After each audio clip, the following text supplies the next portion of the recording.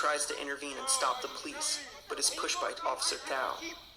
Officer Chauvin lifts his knee from Floyd's neck around 8:28 p.m. after 8 minutes and 46 seconds, according to a criminal complaint filed against the officer. Floyd was placed on a stretcher around 8:29 p.m. At the same time, the fire department was called. 12, fire 3, please. 412 copy, adding fire code 3. Frazier's video shows the Hennepin ambulance leaving the scene at 8:30 p.m. According to a May 26 report from the fire department, 2 crew members of a fire department ambulance boarded the Hennepin ambulance at 36th Street and Park Avenue. Inside the report says, medics are working on an unresponsive, pulseless male. The incident report states that Floyd died at 9:25 p.m. at the Hennepin Healthcare Emergency Room.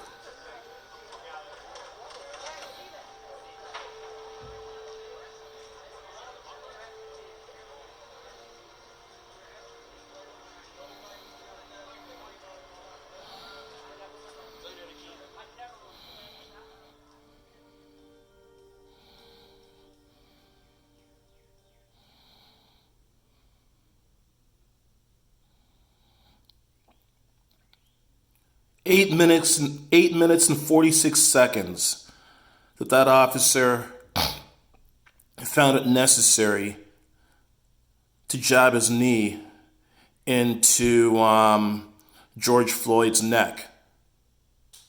Officer Chauvin. Well, Officer Chauvin should get life in jail. Actually, Officer Chauvin, if they have the death penalty in Minnesota, I would like to see Officer Chauvin executed if they have the death penalty. If Minnesota does not have the death penalty, I would like to see Officer Chauvin get life in jail with no chance of parole ever. The 2 other officers that you saw in the video holding Floyd down beside Officer Chauvin, I think they should each get maybe about 35 years in jail. And that other officer that was standing up playing lookout, Officer Thao, I would say he should get about 12 years in jail. Accomplice to murder. He should get about 12 years in jail. And apart from Chauvin spending the rest of his life in jail or being executed, those other officers, the ones that I think should get 35 years in jail and 12 years in jail, once they do get out of jail, they should not be allowed to work in any kind of law enforcement field at all. As a matter of fact, they didn't focus too much on the other 2 officers that were holding down Floyd. They really didn't focus very much on them. So maybe I'm thinking that maybe those 2 officers also deserve a life sentence as well too. Maybe those 2 officers also deserve a life sentence. And that Officer Chow that was playing lookout, yeah, I still stand by 15 years in jail. This is not acceptable. This seems to happen all over the world, but with a much more alarming frequency in the U.S.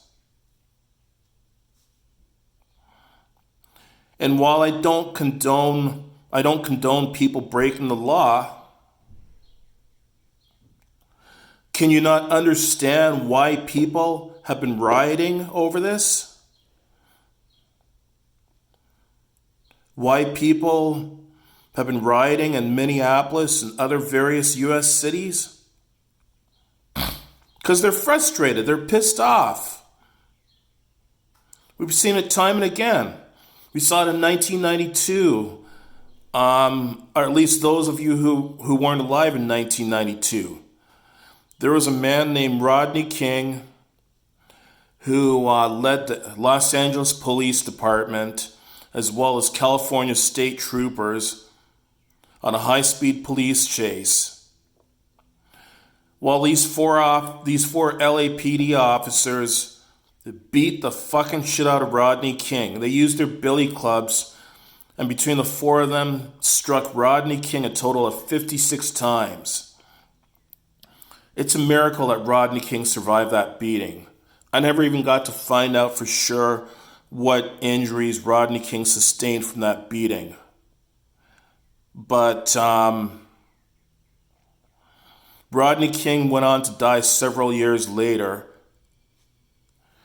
and I can't even remember his cause of death. But I'm guessing that beating probably contributed to him dying at an early age. Because Rodney King didn't make it to be an old man. I think he died probably when he was in his 40s or 50s. And then more recently, there was Michael Brown, who was shot and killed by the police in Ferguson, Missouri, and they had riots over that. And now, in 2020, we add George Floyd to that list. And there's been many others in between. I can't even recall all their names right now. First of all police officers should be wearing body cameras. All police officers should be wearing body cameras. And there just needs to be more accountability. There needs to be more training.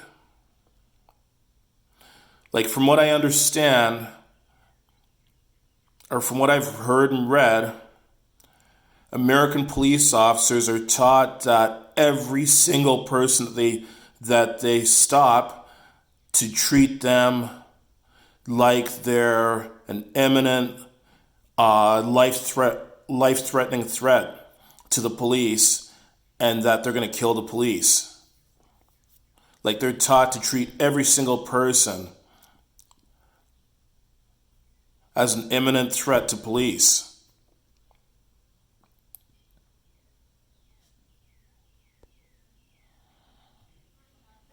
The growing outrage in Minneapolis, protesters clashing with officers in the streets over the death of a black man in police custody.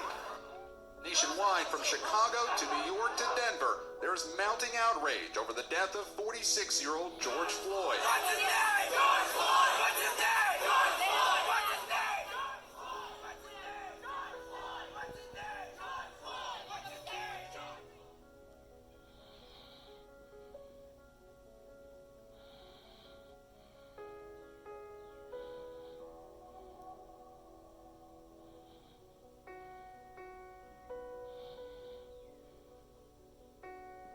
I'm never gonna get my brother back.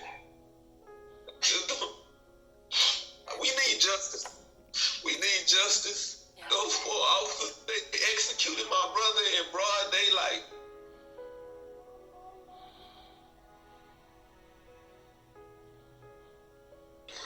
Our young generation is clearly lost, man. Clearly lost, man. Like, I don't even know what to say no more, man. Like, you youngsters just going around, just busting guns in crowds, kids getting killed, you know, and it's clearly the generation after us, man, that's so lost, man. One day it's gonna be you and God. You going up or you going down. You know what I'm saying? That's gonna be it.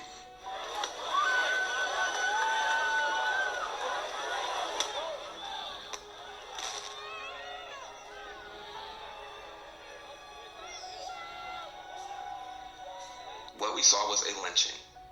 That's what a lynching is.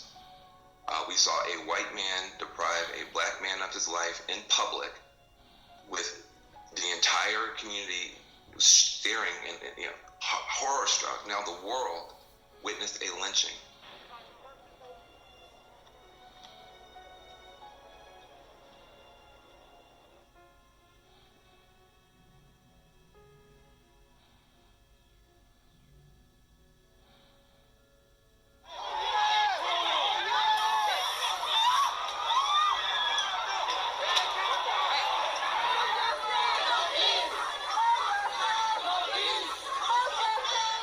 Of LAPD officers monitoring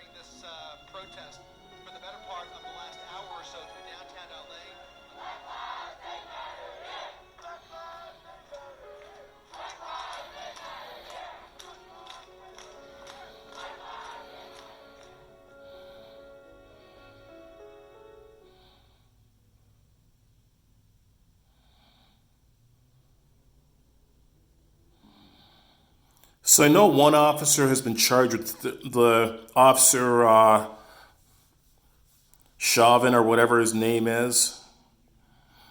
He's been charged with third-degree murder, whatever the hell that is. So third-degree murder is a category of murder defined in the laws of 3 states in the United States: Florida, Minnesota, and Pennsylvania. It was also formally defined in New Mexico, which once had 5 degrees of murder, and Wisconsin.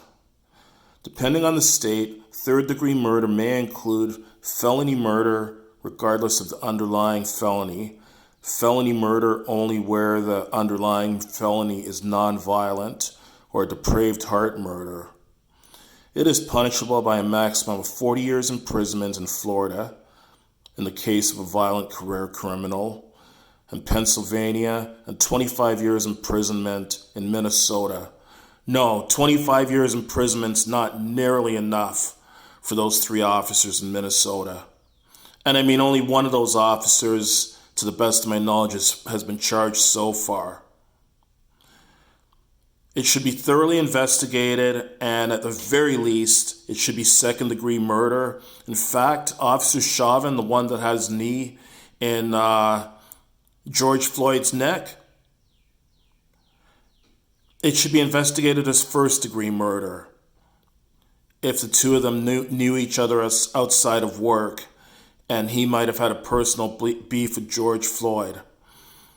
And he should be punished appropriately, whether it be the death penalty or life in jail. 25 years in jail is not nearly enough. I guess we'll have to wait and see if justice is served in this case. I certainly hope it is. I was going to ask the question, when is America going to wake up? But I don't know. After seeing it time and time again, I'm convinced they won't wake up, which is too bad. The majority of people living in the U.S., just like around the rest of the world, are decent, law-abiding, hard-working people. But you get a small percentage of assholes that just like to make life miserable for everyone else. My condolences to the family members and friends and witnesses to this horrible murder of George Floyd. Rest in peace, George Floyd. I hope that justice is served, and I hope that these 4 cops are punished to the maximum extent of the law.